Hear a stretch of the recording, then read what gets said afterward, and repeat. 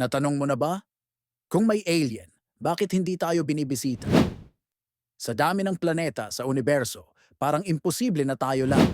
Pero bakit walang dumadating? May tawag diyan, Fermi Paradox, mula kay Enrico Fermi noong 1950. Tanong niya, nasaan ang lahat?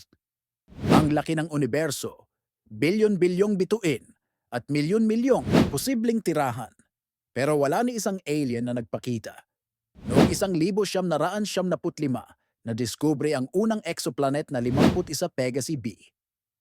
Mula noon, libo-libo ng planeta ang natagpuan, pero karamihan sobrang layo. Baka talaga nasa laylayan ng universo ang Earth, kaya ang hirap tayong makita.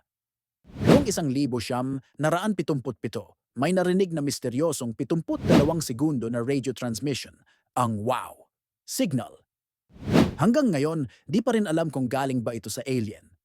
Baka nagsasalita sila pero hindi natin naiintindihan, o tayo ang nagsasalita pero hindi nila naririnig.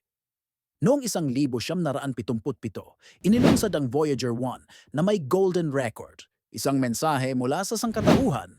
Hanggang ngayon, lumilipad pa rin ito lagpas solar system. Kung may nakapulot na, baka alam na nila na nandito tayo. Pero baka zoo hypothesis ang sagot. Alam nila tayo, pero pinapanood lang mula sa malayo.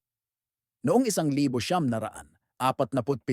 nag-viral ang unang malaking UFO case, Roswell Incident.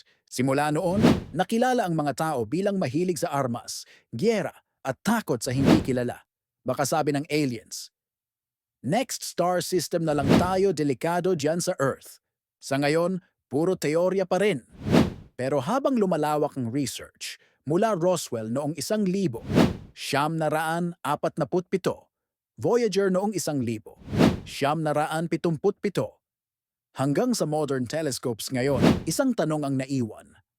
Kung dumating sila bukas, handa ba tayo?